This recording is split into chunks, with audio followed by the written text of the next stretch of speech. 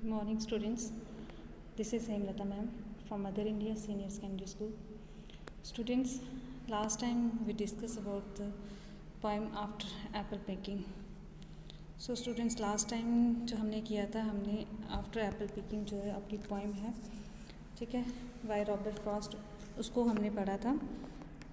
तो आज हम उसी को आगे कंटिन्यू करेंगे. तो थोड़ा सा आपको जो लास्ट टाइम हमने रीड किया था उसके बारे में मैं आपको बता दूँगी कि वो क्या कहता है कि my long two pointed ladder जो थी, ठीक है, ladder sticking through a tree towards heaven still. कहता है कि मेरी जो लैडर थी, ठीक है, उसकी लैडर किसके साथ लगी हुई थी, पेड़ के साथ लगी हुई थी. यहाँ से वो क्या कर रहा था, एप्पल उतार रहा था. उसके पास एक बैरल पड़ा हुआ था जिसके बीच में वो एप्पल डाल रहा था. नेक्स्ट वो क्या कर रहा था कि अभी भी जब वो एप्पल वहाँ से तोड़ रहा था तो अभी भी उस पेड़ पर 2-3 एप्पल्स जो थे वो हर पेड़ पर, हर टहनी पर वो 2-3 एप्पल्स जो थे वो पड़े हुए थे. वो कहता है कि अब उसको कैसा फील हो रहा था. अब सर्दियों के दिन थे तो उसको ऐसे लग रहा था कि जैसे उसको नींद आ रही है और उसको जो एप्पल की जो खुशबू थी वो भी उसको आ रही थी और उसकी जो आंखें थी वो बंद हो रही थी. वो सोया नहीं था, इवन सिर्फ उसकी आंखें जो थी वो बंद हो रही थी, उसको नींद आ रही थी.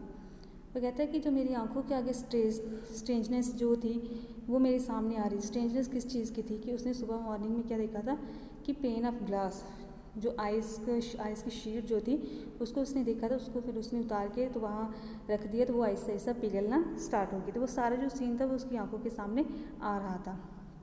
नेक्स्ट वो कहता है कि उसके बाद वो उसको ये चीज़ पूरी क्लियर थी कि अब उसको जो ड्रीम है वो किस बारे में आना है.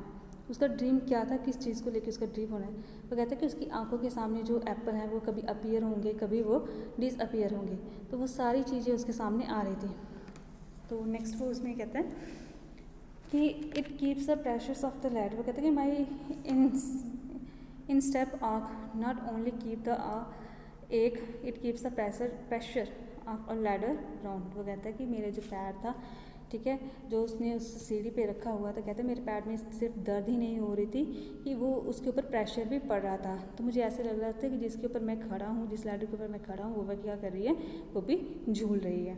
फिर वो नेक्स्ट कहता है कि the rumbling sounds of load unload of apples coming in. कहता है कि मुझे उस चीज़ की भी आवाज़ आ रही थी कि जब क्या हो रहा था कि जो एप्पल उतार के तो उसके बीच में डाल रहे थे ना कंटेनर में. तो कहते हैं जब उसके ढेर लगा रहे थे, उन एप्पलों का ढेर लगा रहे थे, वो जो रम्बलिंग साउंड थी वो भी मुझे आ रही थी. तो नेक्स्ट यहाँ तक हमने किया था. तो आज हम इसके आगे नेक्स्ट करेंगे जहाँ से हमने छोड़ा था. तो नेक्स्ट को कहते हैं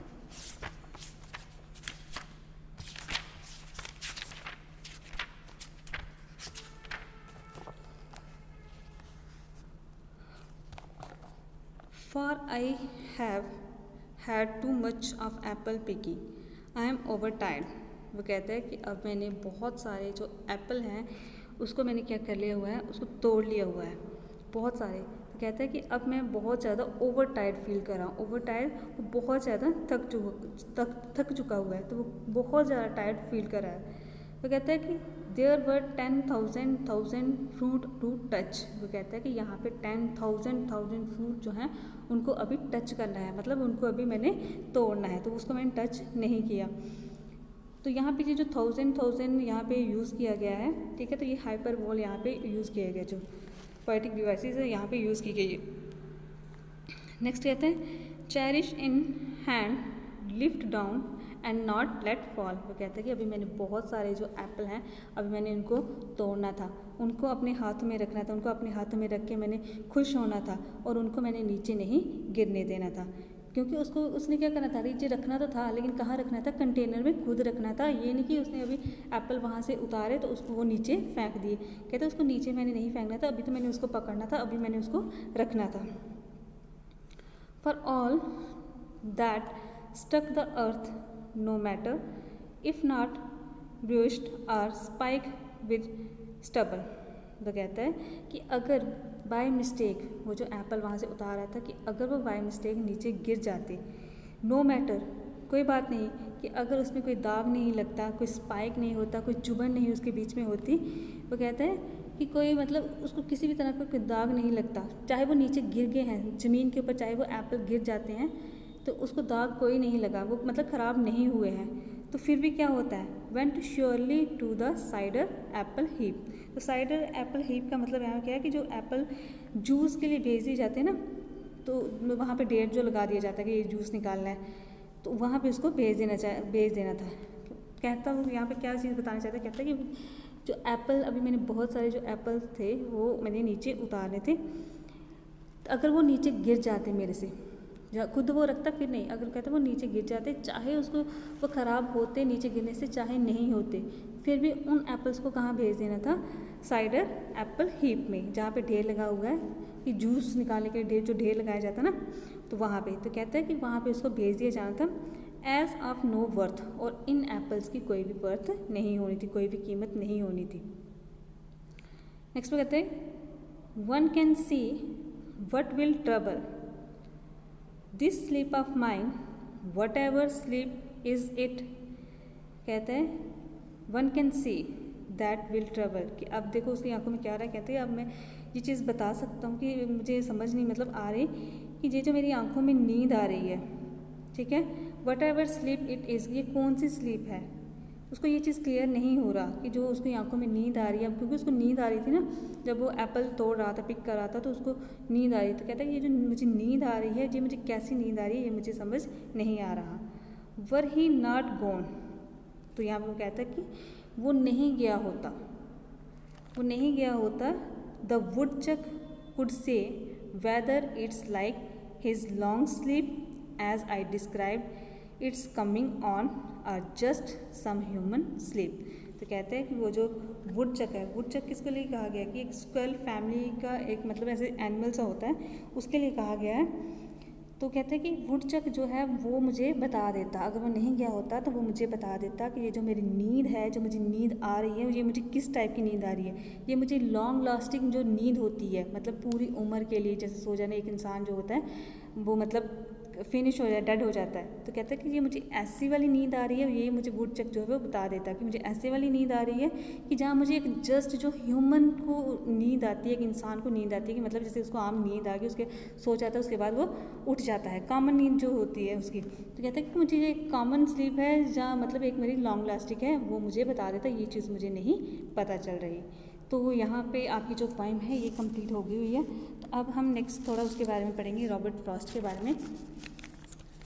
तो रॉबर्ट फ्रॉस्ट जो थे, उनका जो बर्थ हुआ था, ठीक है, Robert Frost was born on March 26, 1874। तो उनका जो जन्म हुआ था रॉबर्ट फ्रॉस्ट का, वो कब हुआ था, 1874 मार्च 26 को, इन सैन फ्रांसिस्को में, ठीक है, कैलिफोर्निया में। Next, his father name was William Prescott, उनके जो फादर थे उनका नाम था William Prescott, who a journalist, and his mother name was Isabel, ठीक है, उनकी जो मदर थी उनका नाम था Isabel Moorty. His father was died when he was 11 years old and family moved to New England on the east coast where his grandparents lived। तो उसके जो फादर, जब वो 11 ईयर का हुआ तो उसके फादर की डेथ हो गई, उसके बाद वो इंग्लैंड चले गए ऑन द ईस्ट कोस्ट, जहाँ पे उसके जो ग्रैंड पेरेंट्स थे वो रहते थे, ठीक है। Next, in 1894 the New York independent published Frost poem my butterfly, ठीक है। उसके बाद 1894 में उनकी जो पोएम थी माई बटरफ्लाई, उसको पब्लिश्ड किया गया, and he had 5 poem privately published, और उन्होंने 5 पोएम जो थी उनको उन्होंने पब्लिश्ड किया। अब उनको जो पुलित्ज़र अवार्ड्स थे वो भी उनको दिए गए थे। तो फर्स्ट अवार्ड उनको जो दिया गया था, पुलित्ज़र अवार्ड, काफ़ी ज़्यादा अवार्ड उन्होंने मतलब जीते थे, तो वो जो फर्स्ट अवार्ड उनको दिया गया था, ठीक है, उनकी पोइट्री कलेक्शन के लिए दिया गया था, न्यू हेम्स्फेयर के लिए। नेक्स्ट, उनको जब मतलब उनको 4 जो पुलित्ज़र अवार्ड थे वो दिए गए थे। तो फर्स्ट उनको दिया गया था, उसके बाद जब लास्ट उनको दिया गया था 4th अवार्ड जो उनको दिया गया था इन 1943 को, ठीक है। Frost wins the 4th and the final Pulitzer prize for the poetry. तो किसके लिए दिया गया था, पोइट्री कलेक्शन के लिए दिया गया, अ विटनेस ट्री, ठीक है, तो उसके लिए उसको अवार्ड दिया गया था।